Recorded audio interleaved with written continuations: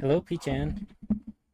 Hey Jab, So let's talk anime. let's talk Blue Lock first.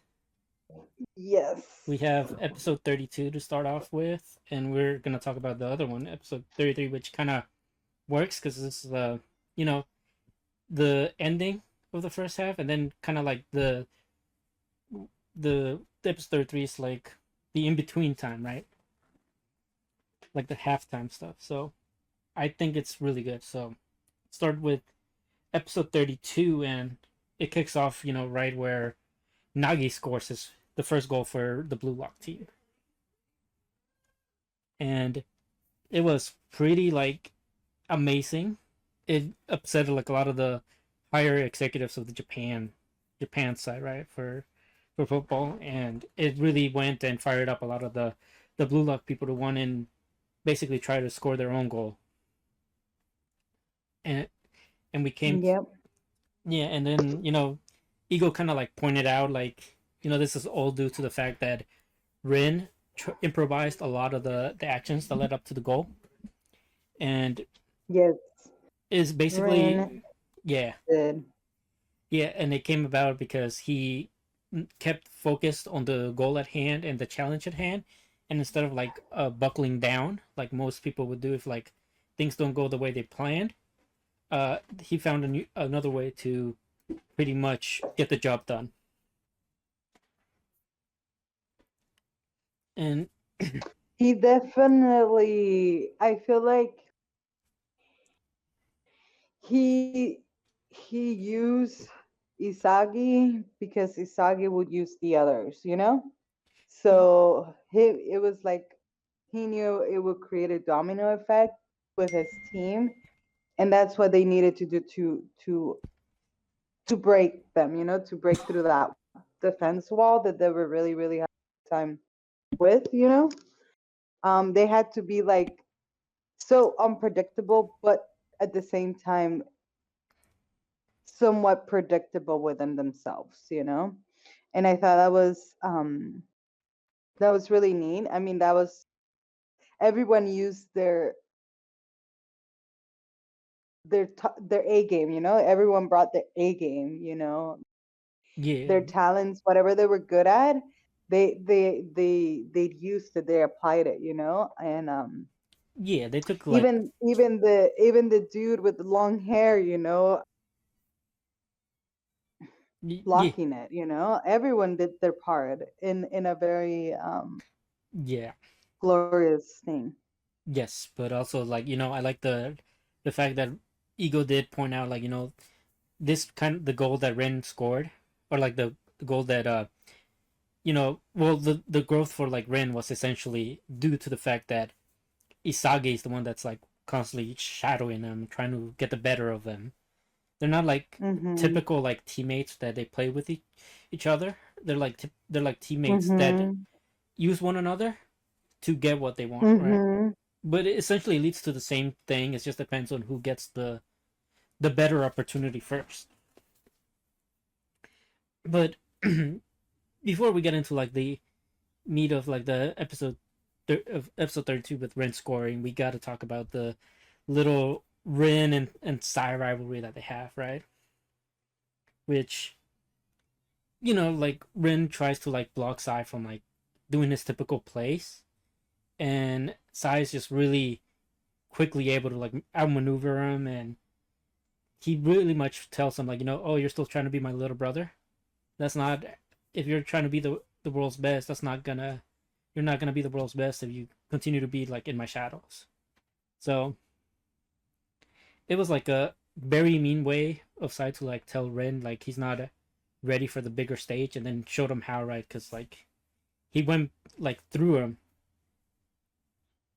and I like that even though he went through him, he still gave another Mhm. shot to like the superstar striker from Japan U team, right? Even though I think for Yes, I like that too because at the end of the day, he has like he has no real benefit, I want to say, or gain in carrying that team. That team needs to carry itself. Yeah, So yeah. Like I so. mean, it's like he told the captain, right? I'm not he. You're not here to test me. I'm here to test you, right? Like it's one of those things where Mhm. he he saw a shot, but he like chose to let the other guy try to score. Kind of like to for him to for them mainly to realize that they're not cut out enough, and unlucky for the superstar striker that the U20 has, right? Nico saw right through the Mhm. play, even like the whole pass that side did, where he's like, oh, this is not spinning as much. So like when it bounces, it'll be the guy will just be able to like take it forward on a bounce. So he like fakes going in and then backs off so he can block the ball so he can block like the ball bouncing forward. Mhm. And I love that it's the fact that it's Nico, like the other kind of like Isagi like character, where Mhm. it's technically like he sees the whole field in a different way. And even Yeah. Ego Mhm. pointed it out, like, you're gonna be like our basically our radar, right, for this entire match. Even though he's like a miniature size compared to like most center backs. I mean, just look at Aiku. He's like a beast, right? Mhm. Tall and strong. And meanwhile, Nico's kind of just like short, and it's mainly due to the fact that his eyes are gonna be used as the weapon. And like we said prior, like this is not a team that's actually a team. This is a team full of strikers. So like they all want a piece of the Mhm. goal. So even Karasu, the one that's kind of like seeing the entire field, or like he was analyzing all the entire place and everything. He's like, okay, I'm not just gonna sit back and watch you guys score, right? So he gets up the plan and kind of like uses the ninja, right, to kind of like play with them. And then him and the ninja were kind of like, yeah, you thought it was just two of us, and then they let Shigiri get a hold of it, which you can talk about Shigiri's moment. Chigiri. Oh yeah, when he just kind of like rushed through the whole field. Yeah, Damn, that was so great. Like I said, everyone was having their own moments, and it was really, really great to see them shine. This guy was, we even see him having flashbacks of him just, working towards, for this moment or dreaming of this moment, right? yeah, He really fought and worked and, dream and did everything he could to get there. And now that he's there, you can tell that he's savoring and enjoying every single fucking moment. yeah, And I love that for him. Um, very, very glad that that's for them, because I feel like I said, I feel like Nagi, had its moment too. yep. That's how it ended last episode, how it started this episode. And Isagi is having his moment too, because even though he hasn't scored, He's contributed. he his ego is like, put in notice of his contribution, and Rin is using, so that means, he's recognizing his talents as well. So really, like, I really can't wait for Isagi to do more, to be honest. Yeah. Um, I mean, I do love the fact that while Rin is using Isagi, right, they're kind of like playing one another, and then even though or like who is it? Oliver kind of saw this, right? He saw both of them, and after mhm, he experienced Shigiri like blitzing him and all that stuff, he kind of saw what they're all about. He's like, okay, I misjudged you guys for like mhm. being a nobodies, right? But now I see Yeah, that for you're all sure. that you're all here to like play, and you all want the glory. So like he instantly Mhm, like analyzed what they're about, and instead of like going where Isagi went, which is like what you would do like in a normal team, right? You'd want to the other person. He's like, since you're blue out, you're gonna want to go for yourself. So in a way, he Mm-hmm. tried to block Rin, but then Rin like learned from his mistake from the his last shot where he tried to shoot it with his left, and instead like because the guy thought, okay, well you're gonna go this way, you're not gonna have a left shot because he already saw it, but then Rin like twisted on him where he shot from the outside of his right foot and curved it all the way in. You know, glorious, Mm-hmm.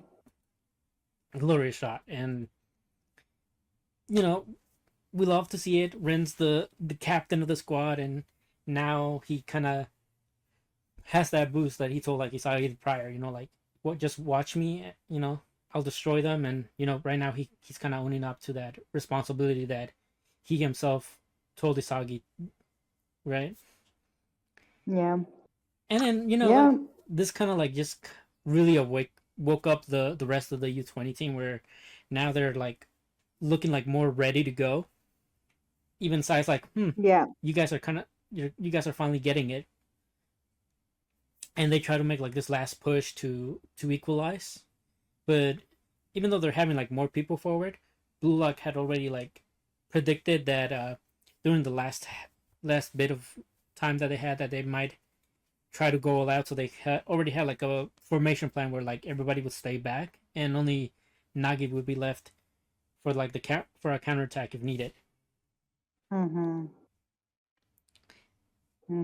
But even all this, right? I do love that Sai doesn't just like really tell them they all suck. He just, well, he does tell them they suck, but he's like, this is like an actual criticism from somebody that's providing you all the passes to score to the forward, and Yeah.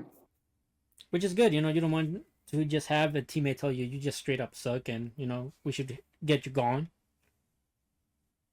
And then of course the counterattacks are all like happening really fast. Like everybody's trying to get a ball in to the point where even Sai does like this one. He goes through both Bachira and Isagi, and sends the ball directly to the forward again, right? And even the forward was like, okay, this time I'm gonna score. But Rin once again like thinks he saves the winning or like the equalizing goal for U20, and then it hits, it lands on Sai, and Sai's like shoots it, but his shot gets blocked by the long hair guy, the glamour guy. Yeah. Yep. Yeah, Was beautiful. it was. I mean, even the goalkeeper, I think they took a shot prior, and he was able to block it because I think Nico narrowed the shot, like like the space that they had to shoot from. Like Nico was able to narrow it so the Gigamaru knew where to stop the first shot, but obviously, Aryu saved the actual uh shot that was gonna go in goal. Mm-hmm. Yep, he did. And pretty much, this just means that our boys are heading into the second half, on the winning with a positive score, and the one other boy that's just seething in the chair right now is Shido. Mm-hmm. He Oh look yeah. He's getting ready. He's firing. He's getting fired up.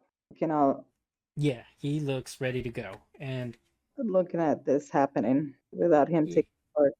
yeah, and yeah, I like how this episode ends. Episode 33. Hey, so number 33 for Blue Lock.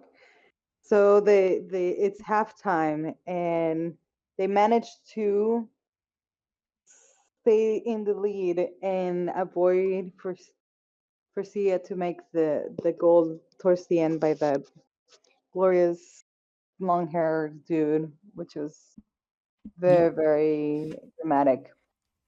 So as the halftime starts, we see them going back to their dressing rooms and starting their meeting. Mm-hmm. And they're being themselves. They're talking about like how they need to keep up and get better. And the reason why they did, broke their walls is because everyone there is a striker, but they know how to work in teams. So that is something that they weren't they they did not see coming or were used to prepare, within, with other teams and stuff. So I like the ego comes in, right? And he's not much of a pet talker kind of No, he's not. person, coach or leader. So he really just, gloss over the points, then make sure everyone understood them, because he went around asking questions and things. I even remember how he asked Rin, he gave Rin his flowers and put him on the spot and said, it was Rin that kind of strategized this and used Isagi, and how did you feel about that? What was going through your head for that to happen? And then he just said to the team how he was just, thinking that there needed to be a way for them to break the wall, and a sacrifice seemed to be the best one, and Isagi was there, for the taking. Yep. And Ego really, really liked that, he really, really liked that because he knows that Isagi wasn't going to take it, take Yep. just being a sacrifice. So he went straight to Isagi and asked him how if he even remotely felt like a sacrifice. And he said no, because I was still trying to score my goals. So yeah, I mean, at that moment, he also reassured the team that their strategy stays. They're gonna keep doing what they're doing, and good luck, basically. And that was all when he went back. Yeah. And then we go to Well, I just want to Japan. add I just want Huh? to add a little Mhm. bit because of what you said, right? After he asked Mhm. Isagi about if he felt satisfied being used or like to be used as a puppet, right? He pretty much Mhm. told everybody that's right. Like, do not be content, with not scoring. You have to go out there and score. And, that's basically what he said. He's like, nothing's changing. Mhm. So go out there and like basically make more goals. That's this like the Mhm. and the U20 side. Continue. Yeah, yeah, yeah. So then we go to the Japan to the Japan LA side, and we see that they're frustrated, they're getting serious, they definitely see that they should have taken them serious for the beginning. Yep. They're trying to like strategize and think about ways to make it better. Then our star comes and waltz in, and He's getting ready to leave. yeah, he really is of the bet that he made with the captain though. Yep. So really, I mean, you really cannot blame him, and he really just um doesn't, he has nothing to gain or lose per se. He's just there to kill time. Like he said, he was just there to kind of like see what Blue Lock was about, and and that's it. And then he got to see it, and that was enough for him. But then we see that the captain always like 3 steps ahead, or he's just thinking way before. So he already knew that he was going to have a way to keep him there, right? So I mean, he didn't. He didn't necessarily. He kind of figured that there I'm was really a. excited about the next episode. Yeah. So basically, what Oliver like pretty much told him, right? Is like this oversight was all his part, right?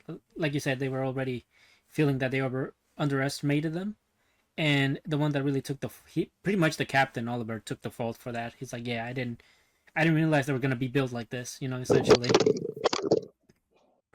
But in a way, like Sai was just kind of like, yes, there wasn't anything to get for him to gain from this, right? But he was pretty much like, he already basically kind of wagered like, all right, this is the level that you guys are at. I don't need to waste my time because really if he would have stayed and things would have stayed the same, it would have just been like a waste of his time, which was essentially Mm-hmm. what he didn't want to do, and which is why he brought Shiro along, who he wanted to try out. He's the main Blue Lock person that he personally scouted, and obviously they Mm-hmm. after like Shiro like pretty much says to himself, right, or like makes himself known. It's like, yeah, like I'm up next, right? They're like, yep, we'll do it your way this time. Mm-hmm. So now we know that Shiro is Mm-hmm. coming in, especially with how the episode ended. But Mm-hmm. another thing that I really liked is the fact that even the sports federation, right, for Japan, the main guy, he was kind of like on the manager's ass about like, hey, listen, this is a business, right? We need to get results. It's like you can't let these Blue Lock win because otherwise, it basically means that their ideology is gonna dictate the sport or the business side of Japan going forward, at least for the U20 and stuff, right? So he didn't want to seem like Ego was in the right and he was in the wrong, because Ego wants to grow like the sport side, Yep. but this guy thinks like, oh no, Japan is good enough to just make money. So like, I love that different ideology, but like Ego is about the sport and this guy's about the money you make from the sport. Completely like they can coincide, Mm-hmm. but one of them is actually trying to make Japan into like a powerhouse in football. And Mm-hmm. and I guess we also got to see a little bit of the families too, right? Because Bachira's mom meets Isagi's mom, and like they're kind of like, oh, I've never seen my song this Yeah, that half. was so cute. Yeah, and also like Shigiri's mom That and was sister. so cute. Yeah, and then the boys. Especially because the whole episode took about the brothers, right? Yeah, it took about the And them relationships. bonding and the Yes. relationship, which was nice, like Yeah, we that's all can. right. I mean, I really want to touch on like because that's really like the whole Sai and Rin relationship kind of like puts a more layer upon like the Rin we know, because the Rin we know is like a product of what happened when this relationship got severed. But so basically, like the Rin and Sai relationship really starts off when Sai was initially like starting soccer, and Rin was like looking up to him as like somebody to idolize and follow suit, right? And Sai initially wanted to be just like everybody in Blue Lock, the best striker in the world, right? And then Rin was like, okay, Mm-hmm. well, if you're gonna be the best, I have to be like the second best, to follow right behind you as your little brother. Mm-hmm. And in one of those moments when Sai like sent a cross in, only Rin was able to like follow it and score, even though he was kind of like supposed to be a spectator. And this is like really important because the way Rin was being treated prior with Sai was a whole lot kinder, because he kind of like, instead of like yelling at him for like you know getting in the game that he's not involved in, he praised him for scoring and telling him, hey, you need to come play with me. So like then Mm-hmm. the brothers pretty much terrorized all of Japan with their play, and Sai gets scouted to go to the essentially the Madrid Youth Academy of this world. And I like that before he left, they kind of made a promise to like take on the world and become like the two best strikers. And obviously, we know how that went because we got shown a little bit in the first episode of the season, but this one like really puts uh more heart into like what happened, because after Sai left, Ren pretty much continued tearing through Japan. He was essentially awarded like the best, like a prodigy striker in Japan, like the number one spot. And he was about to like, he felt like he was ready to basically meet Sai. And Sai comes back from Spain, and he basically Mm-hmm. showed him, you are not ready. And Rin cannot take the fact that Sai told him, hey, I already saw the world. I know there's a lot more talent out there. Like, I'm no longer gonna be the best striker. I'm gonna be the best midfielder. And he basically told Ren, "I want you to be the best striker." Which, in my like, Mm, you see it and then you think, okay, so whatever Sai saw in Rin when he was little is probably like essentially kind of the same thing that that Shido has, that like knack for scoring goals. Because when mm, Sai asked Rin, "What do you see when you play?" and Rin just sees, "Oh, I just picture myself scoring." That's like essentially a mindset of a striker. So I think because of that, Sai kind mm, of wanted to push Rin to be the number one striker, and then obviously he was gonna step down and just become a midfielder so that his brother could shine as a striker. But Rin mhm, Rin was like, "Nah, I want you to be the best striker, and then I'm gonna be the best. I'm gonna be the little brother of the best striker." And I think that like hurt Sai a lot because he thought that Rin would be more ambitious from all the time that they were apart, and then he realized, okay, so I'm the one that's weighing you down, and that's why he chose to cut the brotherly bonds that they had. mhm. Eh, Yeah, it's really, really good. Yeah, 'Cause obviously they're brothers and there's love there. So, there's love, there's tough love, and just all it being mhm, with like the snow falling, kind of like really symbolizing the end of their brotherly relationship. And right. it was just rough for like, It isn't so bad when it becomes rivalry, though. I mean, I mean, he basically turned Sai turned Rin into like a like how Itachi turned Sasuke. He like turned him into like hating him. So it motivated Ren in a different way than he wanted, I guess. But all in all, like at least this when Sai pretty much told Ren, you know, if you're not gonna keep up or continue, just quit, right? And Rin kind of took that and is like, okay, well, I'm gonna continue, but I'm doing it because I want us to continue the dream we had when we were little. But obviously we see the Ren how he is now and how mm, cold hearted he is. It's almost like he took what Sai showed him in the last visit and is applying that to himself and everybody else.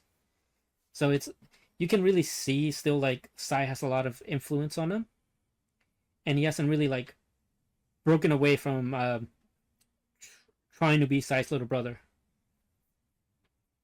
which in a way kind of goes against the blue lock ego where you have to find ego on your own, you know. But all in all, it was really interesting. Uh, Episode ends off with Shido coming in, and everybody's like, "Oh shit," Luca's coming in, mhm. and Ego's kind of like, oh, "Okay, Another thing to the mix. yeah." And We'll, Ego, yeah, we'll, we'll he, love it. yeah, Ego was kind of like, "Okay, well, we couldn't control him, so what? I wonder what makes Sai think that he's gonna be able to like control this beast." Which, I mean, we're just gonna have to wait till the next episode to see. That's what I'm saying. Yeah, Such a tease this whole episode because they just went background really yeah, I love and those. over background story and over the last episode with like the whole strategy talk and everything. Yeah, So.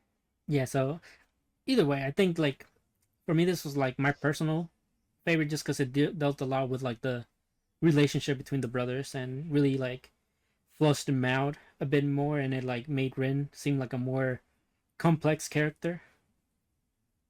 And obviously, Mhm. there was no like actual like football match, so like there wasn't the quality looked really good for like a chain Mhm. or like no like still images. So yeah, I mean even in the I did watch like the extra time for this episode, and it just like showed more of Oh like yeah. how Ren like loves his brother. So like he Mhm. followed like everything he does in the morning and stuff. So really cute stuff. Mhm. It But was. but uh, unless you want to get into anything else, I think that'll cover it. Um, on to the next one. So, Tower of God, episode 21. We really kick off with, you know, Beta, pretty much showing us how much he sacrificed in order to like complete, Emily, essentially the new weapon that they're trying to build, right? Like Mm-hmm. they're, yeah, they're essentially trying to build a new weapon, and Bam is like supposed to be like the sacrifice. Sacrifice. Yeah, to make You're it. supposed to want to use him to. Yeah, and I think even then, like, pretty much because Bam was like backstabbed during that time, they made it Mm-hmm. to where the food team won, and the other team essentially joined them afterwards for like the final match, and it was announced that there was like three members missing from the original Team Fook, which was just Novik, the Yep. And Hori. we also find that Kun is so smart and he already knows what they're up to, right? Because of he found out who the three were. Yeah, So he's like, I mean he had to think about it for a bit, but he eventually got yeah, there. he had to think about it for a bit, but he got the they were doing it for Bam, they were on Bam's side kind of thing. Yeah, And that they also were communicating via Emily. So that was cool. Like yeah, they I do like that we. they things are coming together Yes, um in their own way. And I like that we got the gang back together finally after all this time. yeah, that too. Finally the game is really starting again. Yeah, because So Hats finally shows back up, and he goes to Shibisu, the tracksuit guy, um, and he basically tells him, mhm. Bam is alive and he's in danger. They're about to turn him into a weapon. Mhm. How they fucking play my Bam so much. They do. Cannot leave him alone. They just cannot leave him alone. They That dude really has it for him too, because he was really like happy to sacrifice him and glad that he was the sacrifice. Like, yeah, they really want to use that torn weapon. The one that like killed the administrator. Essentially, they want to like basically use sacrifice Bam, have him absorb the I think the thorn weapon, but without being like mhm. without having a mind or anything, so that they can just basically control him Mhm. and use the power of that weapon. Because I think Bam is the only one that's capable of taking all that power that the weapon has for himself, which they found out because prior we found out they implanted kind of like a replica of that weapon into him, Mhm. and that's why they're like, okay, so this pretty much has like almost a percentage of this power, and he didn't like completely break down, so his body took it. Well, we're assuming that he can take the real weapon too. Mhm. And it's just a mess because like everybody's like wondering why Boog and Team Mad Dog are now teaming up, and Coon gets visited by like one of Foog's like gamblers, which apparently they had like three separate gamblers in the first part of the exam, or like the first part of the Yeah, tournament. right. Yeah, Yeah, and that's those why they were, gamblers. yeah, and that's why they were able to have an upper edge over everybody, and pretty much Hot lets the cat out of the bag that Lero is back, and he's the one that like has told him everything. And obviously Shibasu did not like that Mhm. Kun knew, and he never said anything. But then he also Oh said my that, God, yeah, the teacher. yeah, The teacher. I like how the teacher really is pulling some strings, right? And that is the reason why that guy that got captured and even got found by that dog guy, Mad Dog, whatever, Yeah, was able to even be useful. Like, fuck, that guy was about to yeah. I um, love how but yeah, I love how we ended like part of like season one with him like leaving, and because he realized that there was some stuff going on that he wasn't happy with, and then now we see that he pretty much hmm came back this season like towards the well, he was kind of like in the background working with whatever was happening in this workshop to prevent it from happening.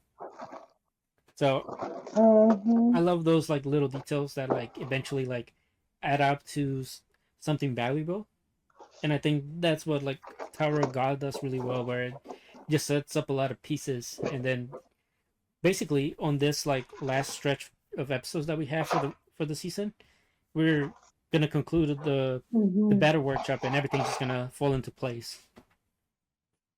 hmm And yeah. yeah, and we have basically now we have a rescue mission for the crew on how are we bringing Bam back. Yeah, Because they can't. Brock is like taking part of it too. There he is, Yeah, Rek was his like little outfit. yeah, Rek was just ready Mm-hmm. to go there and find Bam himself. Mm-hmm. He was like, no, I'm no longer like doing it your way. We have to go and Yep. save him now, you know. And Yep. whatever Kun did to like convince him, but he basically told everybody like, you know, we if we go outside the rules, he's dead, you know. So like the only way we really have a shot at having Bam back on our side is to like play by It's the rule. playing and winning Yeah, the game. Yeah. playing and In winning their front game. of the public. Yeah, which Like they got. which was really smart because I think this whole thing that Kuhn came into conclusion with was what the guy told him like oh right at the halfway point of the season, right, where it's like this is the way you're gonna be able to bring Bam back to you by going to this battle workshop, and essentially, you know, Kuhn is pretty much getting all the prerequisites for that now, Mm-hmm. and it's really nasty that they have like a bunch of rankers everywhere, and there's no really way Mm-hmm. to like really stop Food from doing what they're doing unless you know they outplay them in their own game. Yep. Yep. I mean, this is beyond, I want to say the police department, Yeah, or like even the president, the king. This is also to do with the scientists, with the create weapons and things. Like I said, everyone seems to be just wanting a piece of Bam, or Bam just capable of shaking their world up so much that they just, wanna contain him in a way, yeah, on and you kind of gotta wonder. control. Yeah, Yeah. you kind of want to you kind of wonder like if Bam is already this sought out after, well, he's still in like the lower floors essentially, right? It's like how much is his value gonna go up once Mhm. he's up in the higher floors, Mhm. Yeah, dude. which also was a reason Exactly. why Kun was also uh sought after, right? Like because he was part of the essential the families that came in the tower with the now king of the tower, right? So Yeah. really really interesting stuff. Obviously, Kun is gonna play their game and he's gonna do everything possible. Meanwhile, like the guide and the other people that were with Bam in that other group that went missing, Mhm. they're gonna go and rescue Bam, and that's how pretty much after they're gonna rescue Bam, and Kun has to like be ready to right away like take him and have him join their side. Mhm. And I'm just excited Oh. for that to like finally come true. Like after 20 something episodes, we're getting closer and closer to the turtle reunion, and just the reunion. I love how their teams merge, right? Yeah, Coons and and that guy's yeah. team. I definitely like that because I think I think a lot of the reason why maybe the people don't really like this season is because it took up to this point to get like the characters we were accustomed to, and but I think Yeah, and because we had to get everyone was so new, everyone was new yeah, except for Bam. Like, yeah, and so now that we're getting all our usual, characters from last season. yeah, But yeah, I mean, and now we're getting the characters from last season finally coming together with the characters that we spent most of this season building up to this point. I think mhm. it's all culminating really well, and it it even like the animation just seems like a lot cleaner now compared to like the first Mhm. half. So I I'm excited. I need them all together at long last, and I need Yes. Agreed. I, yeah, that's basically it. What about you? Any last words? No, Okay, just excited for more. okay, me too. All right, well, on to the next one. Essay Reincarnated Aristocrat. Yeah, this one was probably my So the favorite. battle continues. What war? Yeah, and it's been one of my favorite episodes, I think, of this anime so far. And Okay. I like how the last one that was like my favorite from this one was episode 10, and now on episode 20. So it's kind of like every 10 episodes, I feel like No. it elevates the Uh-huh. writing, which I thought was neat. Oh, that's nice. But yeah, this episode, like you say, war continues. We do have like Lupa, the guy that saves the mission at hand. Yeah. He, Dying. I yeah, really thought they were gonna kill him off. yeah, I And would I have, was like, oh God, they love killing off the good dads here, yeah, like because they kill off his. So I was like, oh, they just love killing dads here. Like, yeah. but They were kind of building up to but that. it was nice that it was nice that they let him live. Yeah, it was really. Some plot armor, but it was still nice. I mean, I found it pretty moving. I think throughout the episode they were kind of like giving hints that he was bleeding out, but was being tough about it. And Hmm. I like that. Obviously, one of the biggest regrets that I guess ours would have had was like if he let him down. Bless Oh you. my God, sorry. Hmm. Uh, Yeah, for and sure. wasn't able to reunite him with his wife, which he did end up. Like you said, he was almost about to die, and he was dreaming of like what he wanted essentially in life, which was just to live a happy life with his wife. Live free and Mhm. happy. And it was really really touching.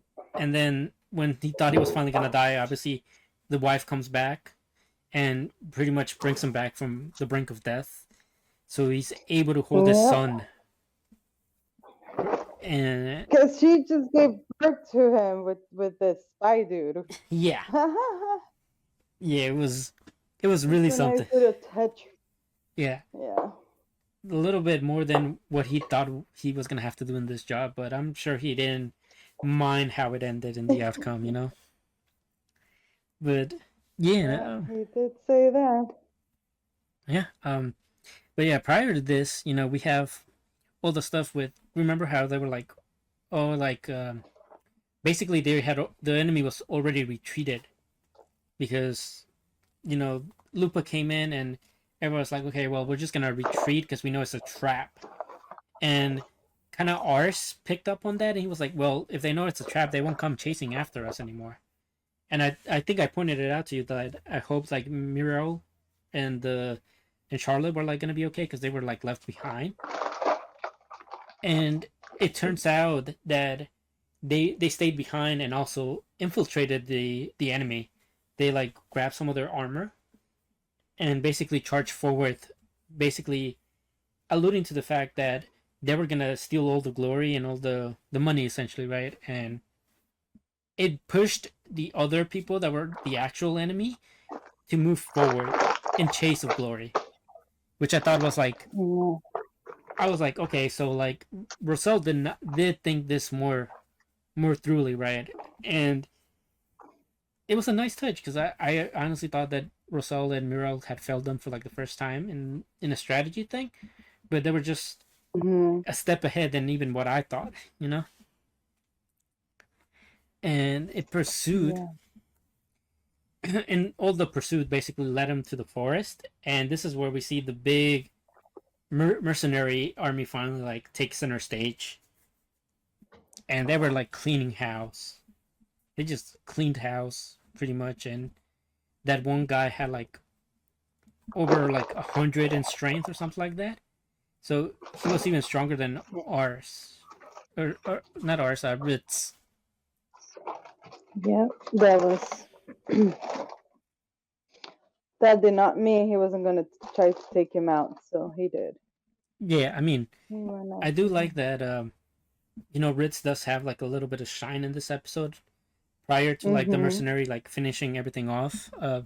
Where the main cavalry leader joins matches up with them, and Yeah, because he couldn't let his friend be sacrificed or let himself sacrifice himself. That was really moving, yeah, coming from a known crazy like murderer, right? Like yep, killer. Like he's just been on a rampage and not given any fucks to who he murders as long as he achieves or takes it, right? Like it allows him to gain or move, positions.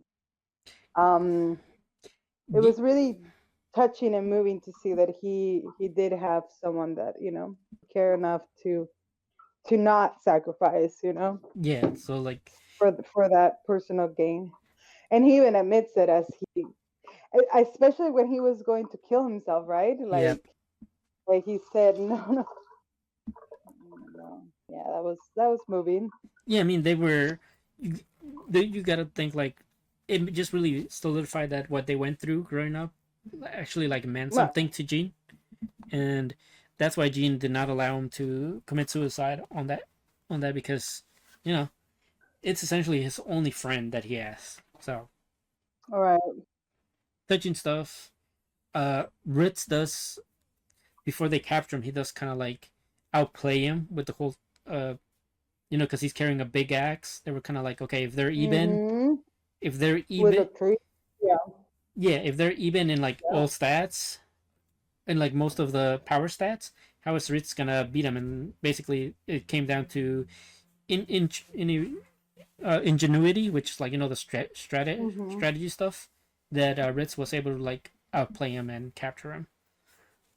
Yeah. It came down to it. Yep, and That was good. obviously this just meant like complete victory for ours, but it didn't really. It did come like this is like the first time we actually see that victory did come at a cost, Mm-hmm. where like they're burying their dead comrades and putting flowers, and ours gives like a very Even writing letters. Oh my God. Art. yeah, ours gives a really good speech like as he's like planting you know flowers and stuff on their graves, like you know um, Yeah. that they have to forge a future that all their fallen comrades can like actually be proud of, like, and not make like their sacrifices be in vain. Mm-hmm. Because as they said, it's inevitable with war. Yeah, It's like death. It's inevitable. Like it yep, actually bound to happen, yeah, and but it takes courage and bravery to take part of that. To be honest, like yeah, so. yeah, and I like that as he's like finally like standing up, they finally acknowledge him like, oh, he's looking like a real general now. You know, because Mhm. he's been through combat. He's been through his own like give like his own like share of loss now and moving forward, and he's Wins and losses, yeah. yeah. Well, no losses yet. Well, losses in lives, yes, but like no battle losses. But yeah, no, the letter stuff was like so touching. Because obviously, Yeah, especially since it was Fritz that found him doing it, right? yeah, Ritz And found him. yeah, and he it shows why he highly respects him, right? Like Yeah, so, yeah, I like that. so really, why he wants to protect him and serve him. Yep, Um, and it really it was a goes. very good touch. Yeah, It was a very yeah. good touch. It is one of those things where like obviously as the general he didn't. Especially when he was kind of even giving like personal examples, Oh like yeah, like this is a baker's he son or something like that. right, Mhm. like, or like he told me this, or I don't know, like he was talking about memories, like Yeah, with them. So that's like, yeah, it feels like he really does feel the loss. It was a loss for him to, personally.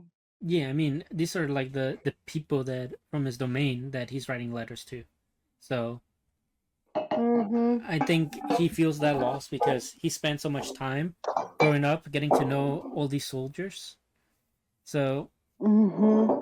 it really hit him more, and obviously like him being a general, he can't really show that's that kind of like weakness in front of everybody. But with Ritz being there, Ritz like assured him like it's okay, like it's gonna be okay to cry as long as it's one of us that's here with you.